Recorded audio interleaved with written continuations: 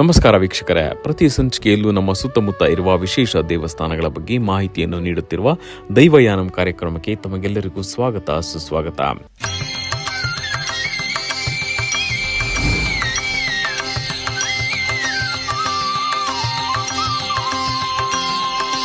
ಪ್ರಿಯ ವೀಕ್ಷಕರೇ, ಇಂದು ದೈವಯಾನಂ ಕಾರ್ಯಕ್ರಮದಲ್ಲಿ ಗಜಾನನ, ವಿಘ್ನ ನಿವಾರಕ, ಬುದ್ಧಿಶಕ್ತಿಯ ದೇವರು ಎಂದು ಪೂಜಿಸಲಾಗುವ, ಯಾವುದೇ ಧಾರ್ಮಿಕ ಕಾರ್ಯದ ಆರಂಭದಲ್ಲಿ ಮೊದಲು ಪೂಜಿಸಲ್ಪಡುವ ಗಣೇಶ, ವಿನಾಯಕ, ಪಿಳ್ಳಯ್ಯರ್ ಮತ್ತು ಮುಂತಾದ ಹೆಸರುಗಳಿಂದ ಕರೆಯಲ್ಪಡುವ ಗಣೇಶ ಮಹಾಗಣಪತಿ ದೇವಸ್ಥಾನದ ಬಗ್ಗೆ ಇಂದು ನಾವು ನಿಮಗೆ ತಿಳಿಸಲಿದ್ದೇವೆ.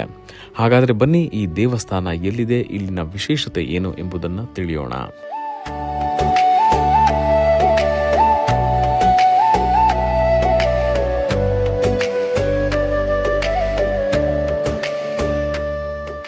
ಈ ದೇವಸ್ಥಾನ ಇರುವುದು ಹೆಬ್ಬಾಳದ ಬಳಿ ಇರುವ ವೀರಣ್ಣ ಪಾಳ್ಯದಲ್ಲಿ. ಸದಾ ವಾಹನಗಳಿಂದ ಗಿಜುಗುಡುವ ಈ ಪ್ರದೇಶದಲ್ಲಿ ಒಂದು ಸುಂದರವಾದ ಮಹಾಗಣಪತಿ ದೇವಸ್ಥಾನ ಇದೆ. ಈ ದೇವಸ್ಥಾನಕ್ಕೆ ಹಲವು ವರ್ಷಗಳ ಇತಿಹಾಸವೂ ಇದೆ. ದೇವಸ್ಥಾನದ ದ್ವಾರದಲ್ಲಿ ದೊಡ್ಡದಾದ ವಿಘ್ನ ನಿವಾರಕನ ವಿಗ್ರಹವೂ ಇದೆ. ಇಲ್ಲಿ ಬಂದವರನ್ನು ಮಹಾಗಣಪತಿ ಆಶೀರ್ವದಿಸಿ ಒಳಗೆ ಕಳಿಸುವಂತೆ ಕಾಣುತ್ತದೆ. ಈ ದೇವಸ್ಥಾನ ಕೇವಲ ಮಹಾಗಣಪತಿ ದೇವಸ್ಥಾನ ಮಾತ್ರವಲ್ಲ, ಇಲ್ಲಿ ರಾಘವೇಂದ್ರ ಸ್ವಾಮಿಗಳು, ನಾಗಲಿಂಗ, ಶಿವ ಮತ್ತು ಬನಶಂಕರಿ ಅಮ್ಮನವರು ನೆಲೆಸಿದ್ದಾರೆ.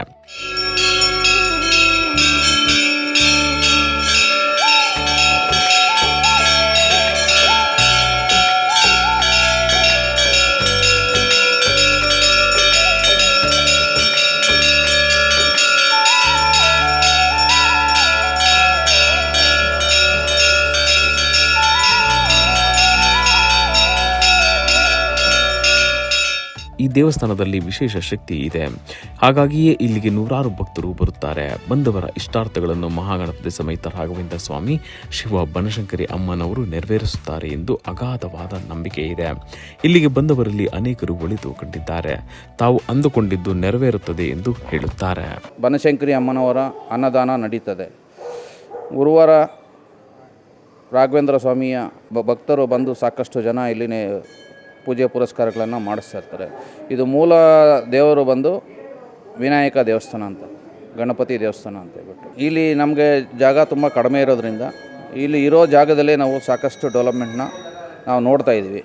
ಆದಷ್ಟು ಇಲ್ಲಿ ಜನ ಭಕ್ತಾದಿಗಳು ಬಂದು ಇಲ್ಲಿ ಭಾಳ ಒಂದು ಅಭಿವೃದ್ಧಿನ ಈ ದೇವಸ್ಥಾನದಲ್ಲಿ ಕಾಣ್ತಾ ಇದ್ದಾರೆ.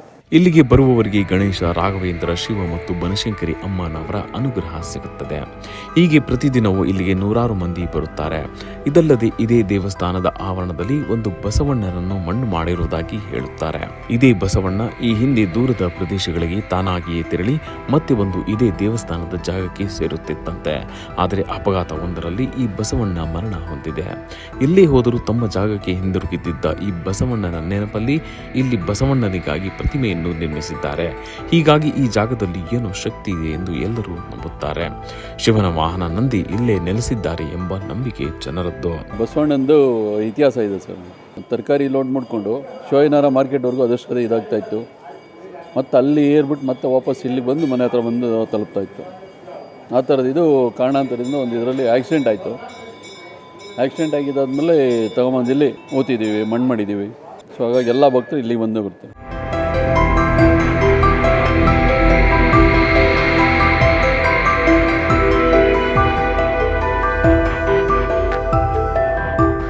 ಗಣಪತಿ ನಮಗೆ ತುಂಬ ಇಷ್ಟವಾದ ದೇವರು. ತುಂಬ ಭಕ್ತರು ನಮ್ಮ 10 ಕಿಲೋಮೀಟರ್ ಸರೌಂಡಿಂಗಲ್ಲಿ ಇಂಥ ದೇವಸ್ಥಾನ ನಮ್ಗೆ ಇರಲಿಲ್ಲ. ಬಹುಶಃ ಅನುಗ್ರಹದಿಂದ ನಮಗೆ ದೇವ್ರ ಕಣ್ಣೆ ಕೊಟ್ಟಿದೆ ಅಂತ ಅಂದ್ಕೊತೀನಿ.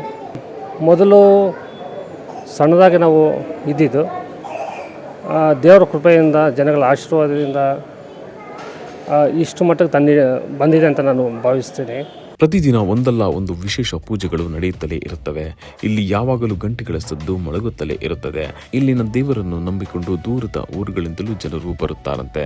ಹಬ್ಬದ ದಿನಗಳಲ್ಲಿ ದೇವಸ್ಥಾನವನ್ನು ಹೂಗಳಿಂದ ವಿಶೇಷ ಅಲಂಕಾರ ಮಾಡಿರುತ್ತಾರೆ. ಬಂದ ಭಕ್ತರಿಗೆ ಪ್ರಸಾದ ವಿತರಣೆ ಮಾಡುತ್ತಾರೆ. ಪ್ರತಿ ಗುರುವಾರ ಹಾಗೂ ಶುಕ್ರವಾರ ಅನ್ನ ಪ್ರಸಾದದ ವ್ಯವಸ್ಥೆಯೂ ಇರುತ್ತದೆ.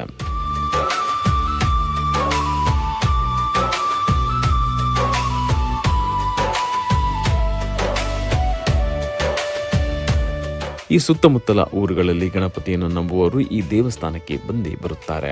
ಮಹಾಗಣಪತಿ ಆಶೀರ್ವಾದ ಇಲ್ಲದೆ ಯಾವೊಂದು ಕೆಲಸವೂ ಮಾಡುವುದಿಲ್ಲವಂತೆ. ಇಲ್ಲಿಗೆ ಬಂದು ಪೂಜೆ ಮಾಡಿಸಿದ ನಂತರವೇ ತಮ್ಮ ಕಾರ್ಯವನ್ನು ನಡೆಸುತ್ತಾರಂತೆ. ಈ ದೇವಸ್ಥಾನಕ್ಕೆ ನಾನು 3 ವರ್ಷದಿಂದ ಬರ್ತಾ ಇದ್ದೀನಿ. ತುಂಬ ಒಳ್ಳೆಯದಾಗಿದೆ. ನಾನು ಗಣೇಶಗೆ ತುಂಬ ಬೇಡ್ಕೊಳ್ಳೋದು. ಸೊ ಗಣೇಶಗೆ ನೋಡಬೇಕು ಅಂತ ಎವ್ರಿ ವೀಕಲ್ಲಿ ಬರ್ತೀನಿ. ಸೊ ತುಂಬ ಒಳ್ಳೆಯದಾಗಿದೆ. ಎಲ್ಲರೂ ವಿಸಿಟ್ ಮಾಡಿ. ನನಗೆ ಇಲ್ಲಿ ಗಣಪತಿ ದೇವಸ್ಥಾನ ಅಂದರೆ ತುಂಬ ಇಷ್ಟ. ಹಾಗಾಗಿ ಇಲ್ಲಿ ಬರ್ತಾ ಇರ್ತೀನಿ ನಾನು ಯಾವಾಗಲೂ. ಇಲ್ಲಿಗೆ ಬಂದರೆ ನನಗೆ ಪಾಸಿಟಿವ್ ವೈಬ್ಸ್ ಇರುತ್ತೆ. ಪ್ರತಿ ಶುಕ್ರವಾರ ಬರ್ತೀವಿ. ಮತ್ತು ಗಣಪತಿ ದೇವಸ್ಥಾನಕ್ಕೆ ಬಂದರೆ ತುಂಬ ಪಾಸಿಟಿವ್ ವೈಬ್ಸ್ ಇರುತ್ತೆ ಅಂತ ಬರ್ತಾ ಇರ್ತೀವಿ. ಮಹಾಗಣಪತಿಯನ್ನು ಆರಾಧಿಸುವವರು ಇಲ್ಲಿಗೆ ಬಂದೇ ಬರುತ್ತಾರೆ. ಬಂದವರು ಸಮಾಧಾನದಿಂದ ಪೂಜೆ ಪುನಸ್ಕಾರ ಮಾಡಿ ಹೋಗುತ್ತಾರೆ. ಇಲ್ಲಿ ಏನೆಲ್ಲ ವಿಶೇಷ ಪೂಜೆಗಳು ನಡೆಯುತ್ತವೆ, ಯಾವ ದಿನ ಯಾವ ದೇವರಿಗೆ ಪೂಜೆ ಅಭಿಷೇಕ ನಡೆಯುತ್ತದೆ ಎಂಬುದರ ಬಗ್ಗೆ ಮಾಹಿತಿ ನೀಡಿದ್ದಾರೆ ಅರ್ಚಕರು. ಓಂ ಶ್ರೀ ಗುರುಭ್ಯೋ ನಮಃ. ಹರಿ ಓಂ. ಗುರುರ್ಬ್ರಹ್ಮ ಗುರುರ್ವಿಷ್ಣು ಗುರುರ್ದೇವೋ ಮಹೇಶ್ವರಃ ಗುರುರ್ ಸಾಕ್ಷಾತ್ ಪರಬ್ರಹ್ಮ ತಸ್ಮೈ ಶ್ರೀ ಗುರುವೇ ನಮಃ. ನಮೋ ವ್ರಾತಪತಯೇ ನಮೋ ಗಣಪತಯೇ ನಮಃ ಪ್ರಮತಪತಯೇ ನಮಸ್ತೆ ಅಸ್ತು ಲಂಬೋದರ ಏಕದಂತಾಯ ವಿಘ್ನ ವಿನಾಶಿನೇ ಶಿವಸುತಾಯ ಶ್ರೀ ವರದಮೂರ್ತಯೇ ನಮಃ.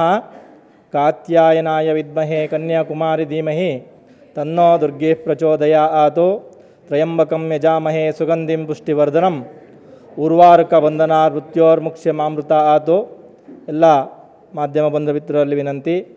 ವಿಶೇಷವಾಗಿ ಶಕ್ತಿ ಮಹಾಗಣಪತಿ ರಾಘವೇಂದ್ರ ಸ್ವಾಮಿ, ಬನಶಂಕರಿಯಮ್ಮ, ರಾಮ ಲಕ್ಷ್ಮಣ ಸೀತಾ ಆಂಜನೇಯ ಸ್ವಾಮಿ, ಆದಿತ್ಯಾದಿ ನವಗ್ರಹ, ಸರ್ಪದೇವತಾ ಈಶ್ವರ ದೇವತಾ ಅನುಗ್ರಹದಿಂದ ಬೆಳಗ್ಗೆ 7 ಗಂಟೆಗೆ ಎಲ್ಲ ದೇವರಿಗೂ ಕೂಡ ಅಭಿಷೇಕ, ಅಲಂಕಾರ ಹಾಗೆ ಮಹಾಮಂಗಳಾರತಿ, ಬಂದಂಥ ಭಕ್ತಾದಿಗಳೆಲ್ಲರಿಗೂ ಕೂಡ ತೀರ್ಥಪ್ರಸಾದ ವಿನಿಯೋಗ ಕಾರ್ಯಕ್ರಮ ನಡೆದಿದೆ. ಹಾಗೆ 365 ದಿವಸವೂ ಕೂಡ ಪೂಜೆ ಆಗುವಂಥದ್ದು.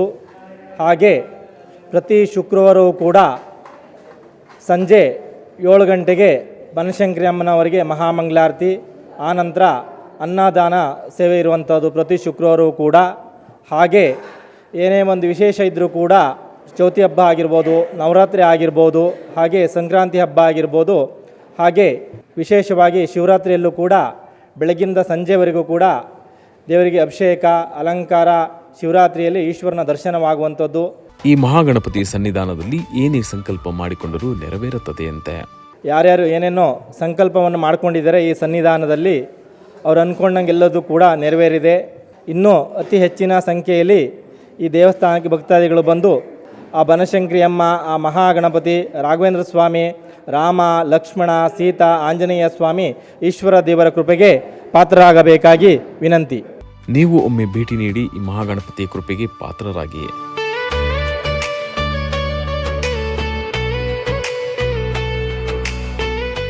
ಇದೇ ರೀತಿ ನಿಮ್ಮ ಊರು ಗ್ರಾಮದಲ್ಲಿ ವಿಶೇಷ ಮಹಿಮಾನ್ವಿತ ದೇವಸ್ಥಾನಗಳು ಇದ್ದರೆ ನಮ್ಮನ್ನು ಸಂಪರ್ಕಿಸಿ. ನಾವು ಅದನ್ನು ಚಿತ್ರೀಕರಿಸಿ ಪ್ರಸಾರ ಮಾಡುತ್ತೇವೆ. ಮೊಬೈಲ್ ಸಂಖ್ಯೆ 7413 72555.